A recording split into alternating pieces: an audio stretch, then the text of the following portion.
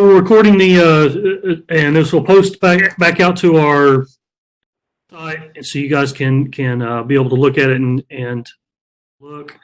Where's that file at, Stacy?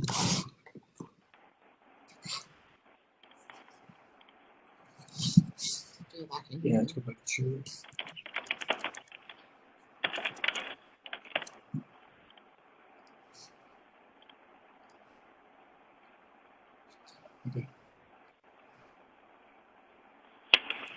Okay, I'm getting started. So, welcome everybody. I kind of started this a while ago, but we have every year we try to do the registration form webinar. Familiar with it, answer questions that you may have, and provide feedback back and forth, and try to come up with a common set of data per se. So with that, in front of you is the information. Oklahoma 911 Management Authority. Today's 23rd of September 23rd. So one thing we have to keep in mind is, we talk about statistics, we talk about information related to these reports, and just a little reminder: if you come on, can you mute your microphone? Can you mute your microphone? That'd be great. Statistics aren't that fun, as we all know. However, we do have a responsibility, not only in state statute, but to our elected officials, to be able to gather data locally to support the statutes and support the money that we receive. So even though it is difficult and we continue to evolve the registration forms, we really try to make a full attempt to gather the necessary information that we need to support current and future needs of 911. So as you guys are putting this together locally, it's very important to understand that, we can't, the state, my office cannot do anything. The 911 Management Authority, our hands are kind of tied unless we have good information from you so we can cases to advance us into the future.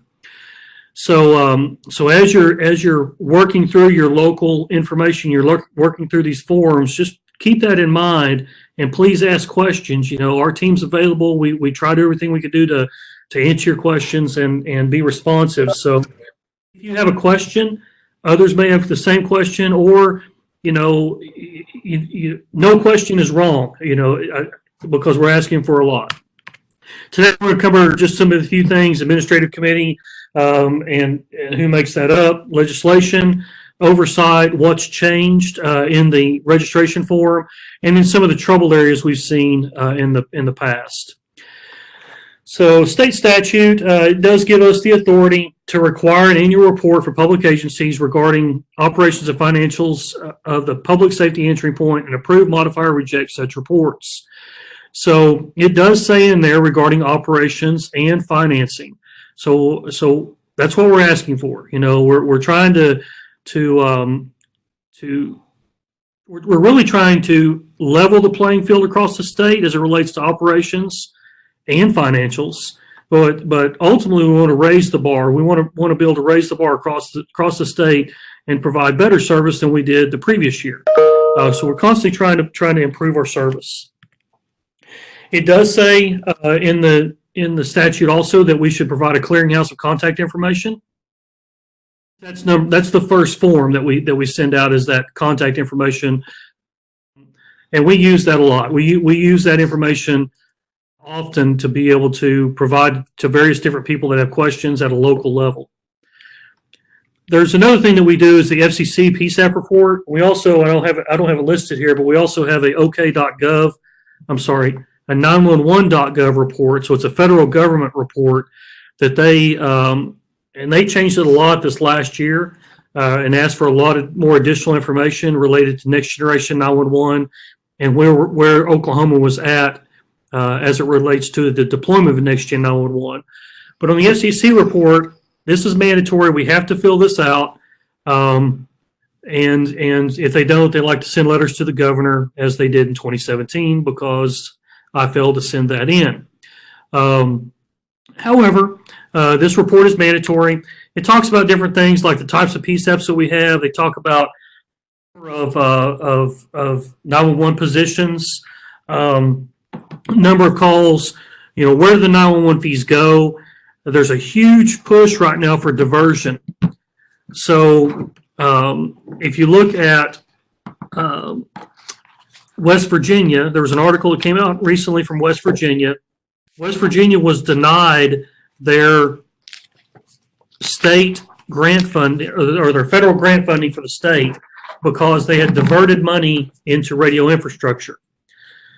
So the FCC is very interested in diversion of funds, making sure that the funds are going towards what the state statute says that the 911 can go towards. So when we say where do the 911 fees go, that's what they're hunting for. They're hunting for diversion. There's a bill right now at the federal level, both in the House and in the Senate, similar language in both, $12 billion for next generation 911. However, this diversion thing is not going to go away. So we have to do our due diligence to make sure we know where the money's going and make sure that we know that the money is not being diverted into other areas that the state statute does not allow. So, and obviously, they want to make sure that we have state oversight over the funds, and that's a big push also at the federal level. We do so. In the state statute, if you do not fill out the forms, we can escrow your funding.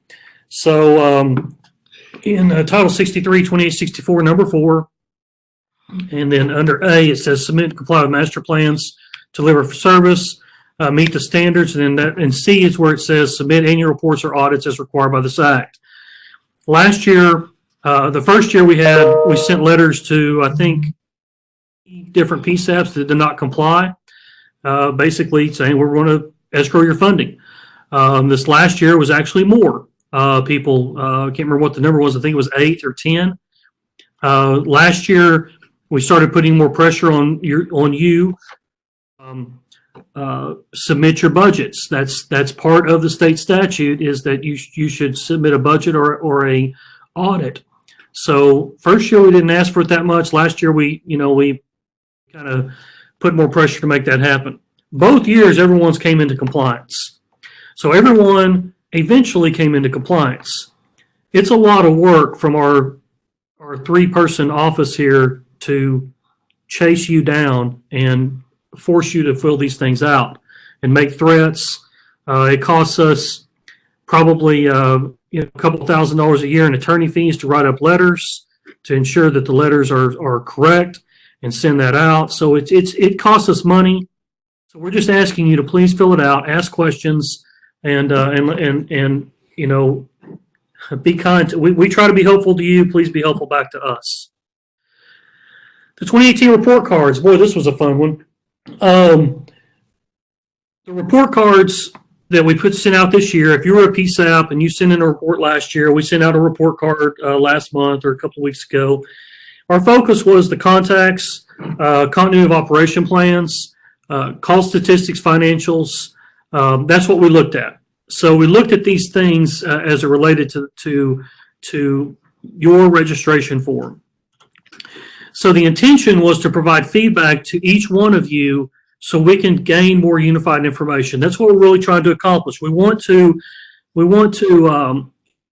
again, level that playing field and make sure that everyone's reporting at the same level. Even though in Oklahoma we're islands of 911 centers all over the state, we want to try to make sure that we try to be as consistent as possible. So the report card, the main thing for the report card was to provide you feedback so you can look in certain areas and ensure the data is correct. I've had a lot of I don't want to say pushback, but a lot of murmuring about the COOP plans and about backup plans and things like that. Are we dictating policy from the 911 Management Authority and things of that nature?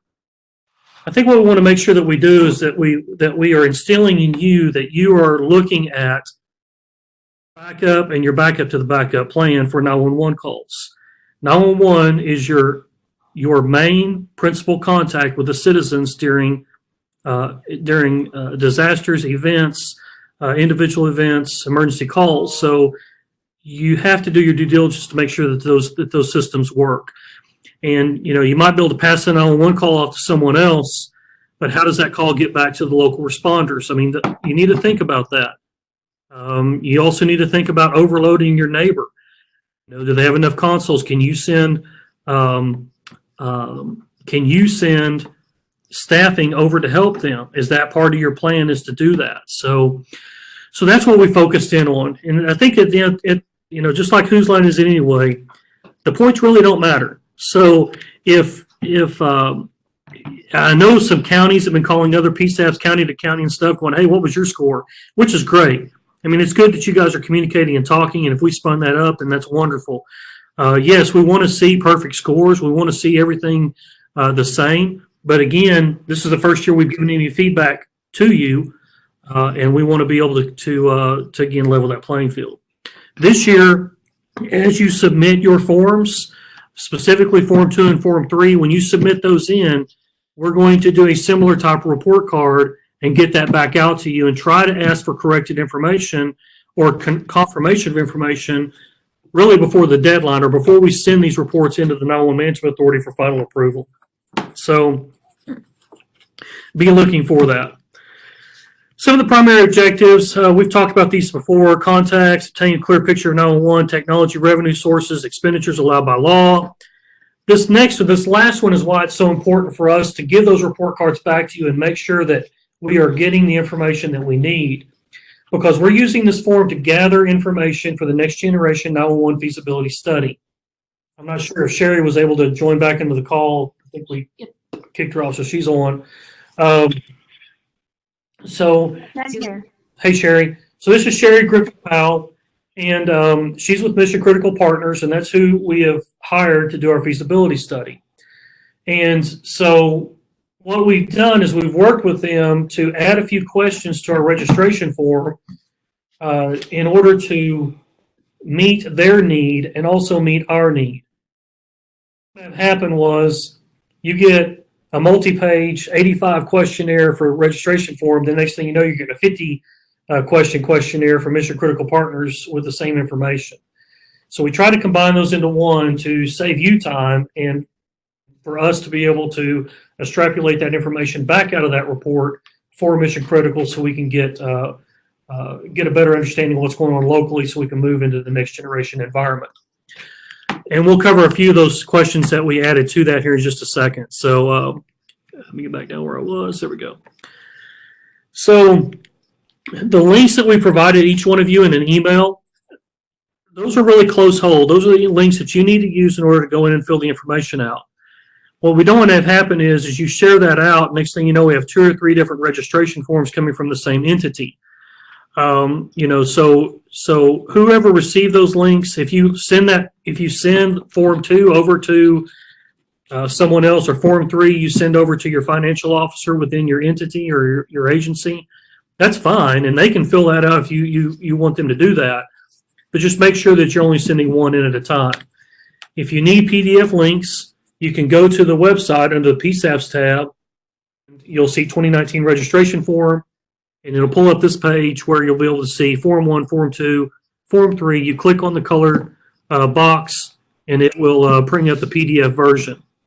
And also the fact sheet is also there, so you'll see that. And towards the bottom it says questions. Try the webinar, which is today. So watch the webinar or the fact sheet. Confer with the fact sheet and try to get your questions answered. If not, obviously you can call our office or shoot us an email. So what's changed in the forms? One thing that you'll see on Form 2 and Form 3, you'll see in a minute, is we're asking for the PSAP that this particular form represents. So we didn't ask this last year, so we had to spend a lot of time trying to make sure that your Form 2 actually went with your agency, and so all of them start out this way now. What is the PSAP that you're representing? So again, it's just whatever PSAP that you're filling this form out for. We've Added several things in here for the, and these questions, a couple of them actually are primarily for mission critical. The first one is, how many 911 trunk lines are delivering 911 calls to the PSAP? I hope everyone knows what a trunk line is. I hope everyone knows, you have 2 trunk lines or you have 25 trunk lines, but you have so many trunk lines available to deliver 911 calls to you. So we're asking for that number. The next one, which has already caused a little bit of confusion just on a couple of them that we got back, how many 10-digit calls can the 911 center answer at one time, including those on hold? So what we're trying to find out is how many, if you have 4 positions and all 4 positions have 4 appearances of your 7-digit line on each one of them, 16. So that's 16 possibilities to be able to answer 10-digit calls before everything was busied out and you were busy. Now, in some places, you may actually exceed. You may have plenty of appearances on your phones inside dispatch, but you may only have 23 capable lines coming into the building. So 23 may be the maximum amount that you can actually deliver to your building because of how you're connected back to the telephone company. So we're asking for how many 10-digit calls can the 911 center answer at one time, including those on hold. Does anybody have any questions about that particular question? Sherry, did I cover that the way that you guys need that? Yeah, thanks. So, and just as an FYI, the reason we're asking that call is this helps us be able to size what size of a network you will need in Oklahoma. Okay. The next one, we changed the, before we ask, if you had to evacuate your center, what would you do with the 911 calls? We changed that up a little bit, and basically, do you have a written continuity of operations plan? Don't really need it. You just want to make sure that you've got one. And I say we want to make sure this is really for you. This is for is to trigger your brains into thinking, yeah, maybe I need to go through that and make sure that it works the right way. And kind of walk through that and make sure that you're able to answer calls, continue to answer calls, and continue to deliver those to the street, to the responders. Do you have a written memorandum of understanding, MOU, with the neighboring agencies to answer your 911 calls? So not only have you, hey, we'll just send them over to you, but do you have, we'll send them over to you, and this is kind of what we expect? Is it necessary? Is it mandatory? Absolutely not. This MOU is not necessary, but we're trying to find out, is there anybody out there with that? We want to capture that, and then if other agencies want to follow suit, then they can follow suit, and we can share that information with them. Or we can simply have them call Cherokee County and say, Cherokee County's got a good MOU. Give them a call and see what's in it, what their thought process was behind that. Number 10 is, do the MOUs include how the 911 calls will be delivered back to the responders in your jurisdiction? That can be pretty tricky if you do not have radio communication, or even if you do have radio communication, and thought through. So again, 8, 9, and 10 is really to trigger your thoughts behind it on how do we make sure that the public can answer and talk to us and get the information to us through 911. Another thing that changed on Form 2 is at the very bottom of it, you'll see this, and you'll see this fine print. Please read carefully, all 3 registration forms and a copy of the PSAP budget. So we go through this. We make sure you understand it has to be back by November 5th. So even though you filled out Form 1, all 3 forms in the PSAP budget is required. And then we have, down at the bottom, we're going to say, check yes, I read and I understood that I've got to send all 3 forms in and the budget before November 5th. Again, it's to get you guys to get them back to us in a timely manner. So, and then the very last part of that is on Form 2, don't forget to email a copy of your budget or audit, and there's the email information questions. And at the bottom of every form, you'll have our email contact and our phone number. You should be able to find that pretty easily anyway. But get a hold of us if you need us. All right. So Form 3. At the very top of Form 3, you're going to see a copy of your most current budget or audit is required. 15th time that you'll see this through Form 1, Form 2, and Form 3. You can provide feedback. So the Form 3 has a feedback section at the bottom. So you can provide feedback.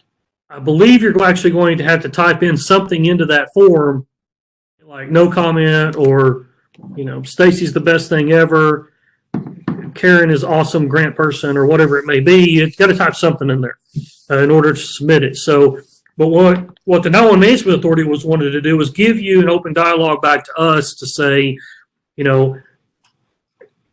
what can we do to make this better, other than not do it at all? But give us some ideas. What are you thinking through it? And again, you'll see the what PSAP are you representing is there also in the Form 3. This is another section that was changed in Form 3 is under expenses. You'll see the total cost of operational personnel.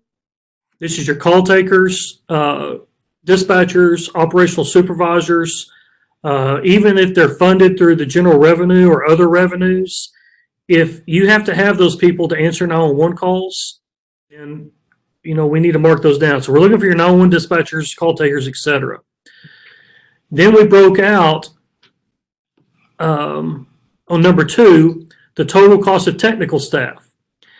And we went back and forth on this. Should we call it technical staff? Should we call it staff? What should we call it? So we tried to define it there. This is your 911 coordinators, any office staff that you need internally. If you have a full-time GIS person, or if you have a half-time GIS person. Let's say the GIS person also is the person that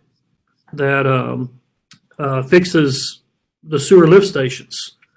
I don't want to bring up a certain area, but that's what he does. So he does the GIS, but he also does a lot of other stuff. And so if he does, then what portion of the salary goes towards for 911? So we're really trying to capture the cost for 911 for your technical staff, IT staff, etc.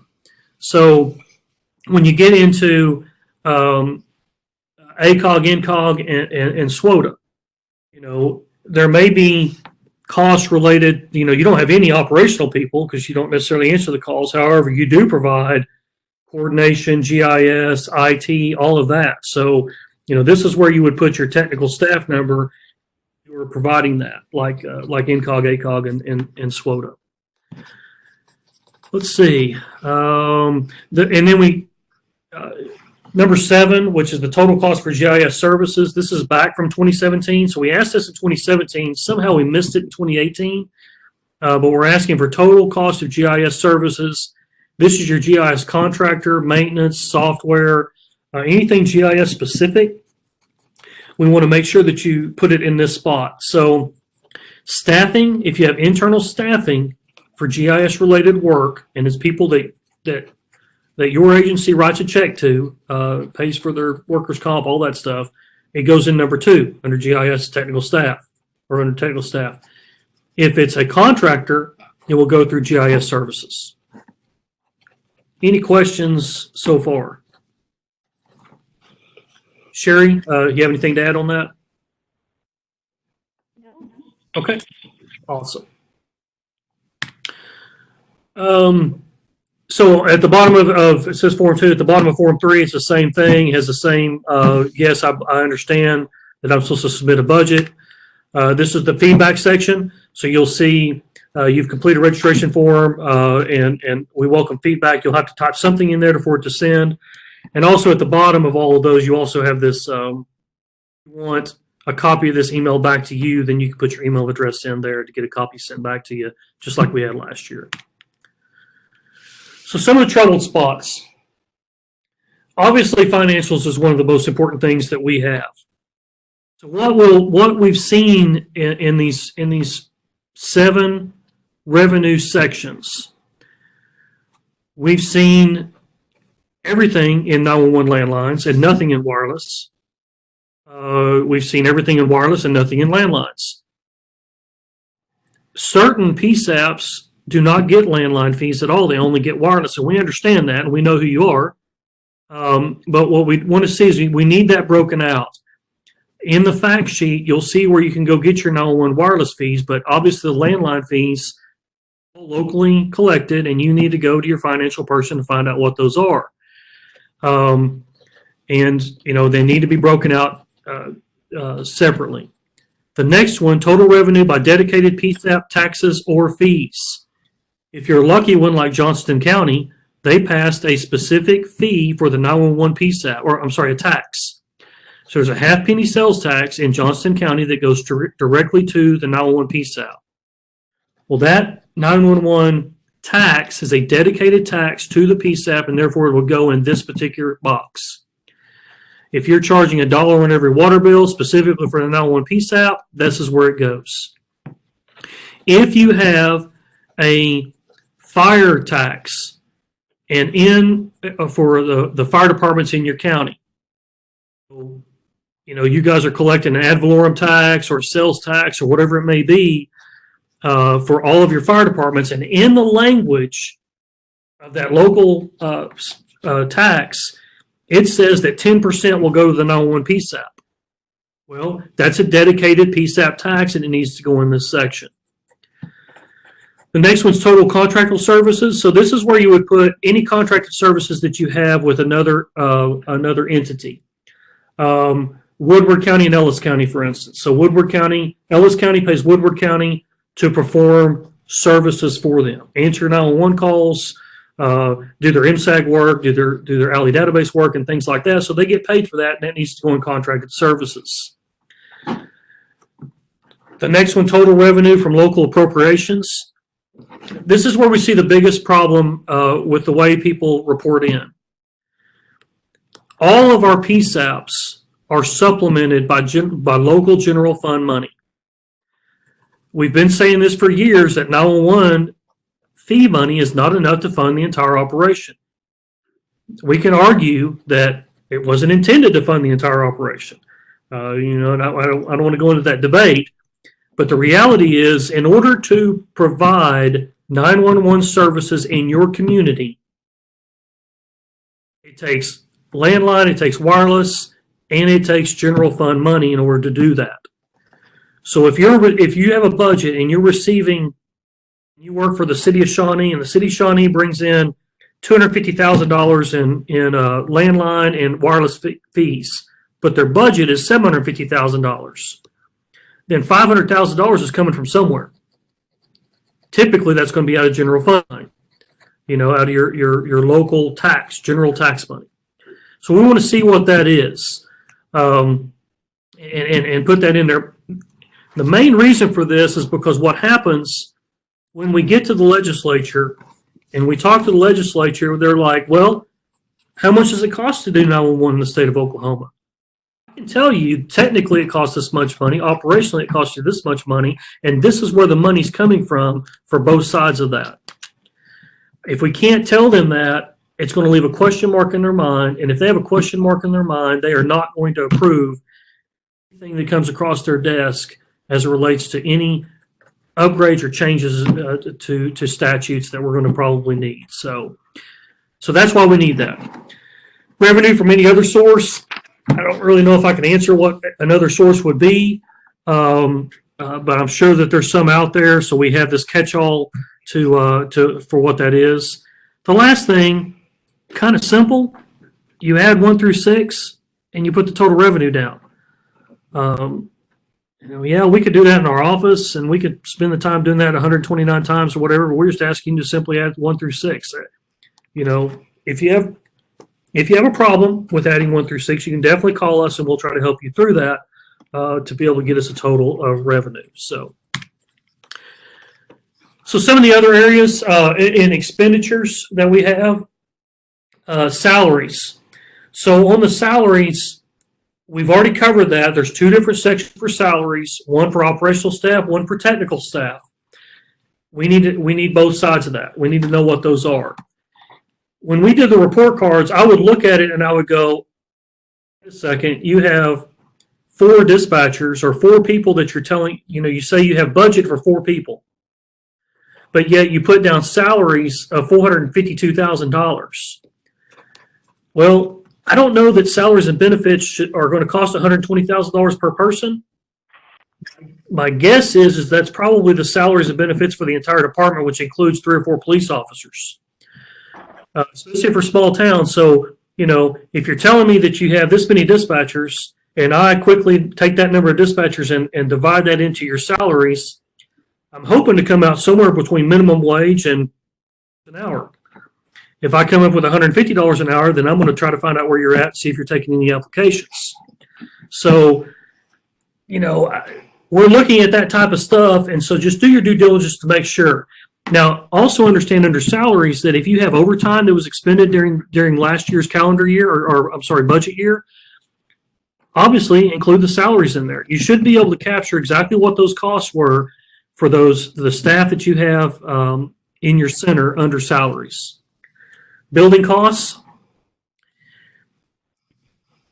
Everyone has building costs, and I'll give you an example. Muskogee has their own building with their own electricity and all of that.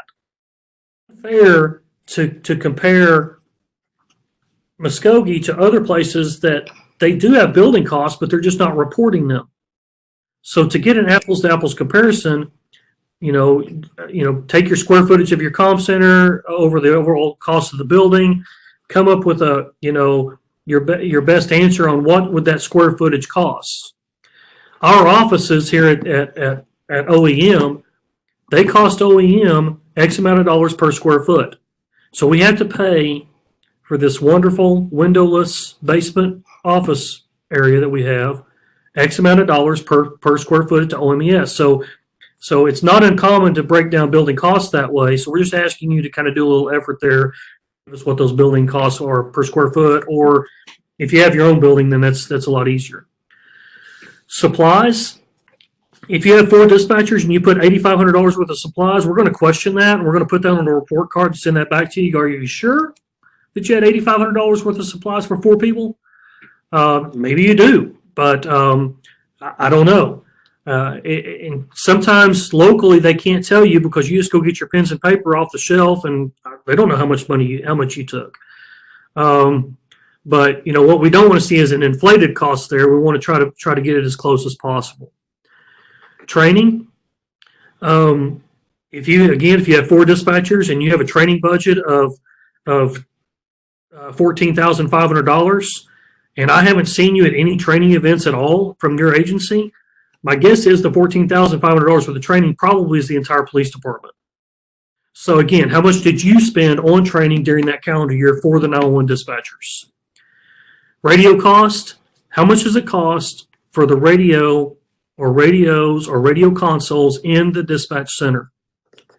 I don't need to know what your radio infrastructure costs. I don't need to know that you repaired the repeater 15 times and it costs $1,000 a piece. I need to know what does the radio infrastructure cost within the walls of the dispatch center. So with that, that's the only thing that I came up with that, on some of the trouble spots that we saw on the expenditure side. Stacy, that you can remember? No, I don't think so. I don't think so. Karen, the ones you looked at? No.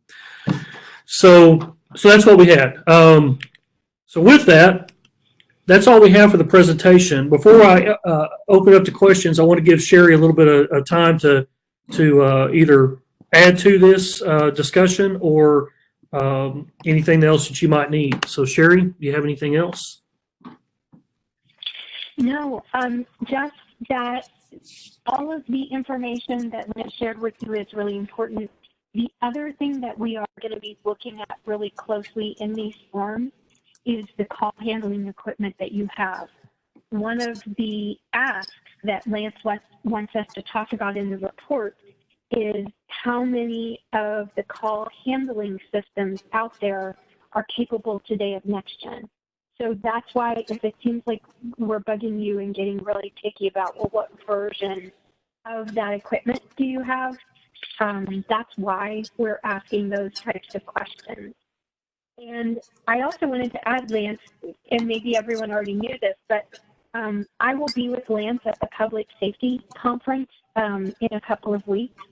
So if anyone has any questions about the form and what we're asking, or just in general about what the report is going to talk about this year, you can feel free to come by and ask us some questions. Excellent. Thanks for bringing that up, Sherry. That, yeah, our office will have a booth, and Mission Critical will also have a booth. We're hoping that the conference leaders will put those booths side by side, since we're partnered up to find success. So, and we hope that we can keep people there manned, and obviously, my entire team is you see us around there, so we're here to help. We're here to answer questions, just like Sherry is. So we're kind of yours during that time to ask any questions you might have. All right. So I'll go ahead and open up the conference call here to anybody else that has questions. So anybody have any questions?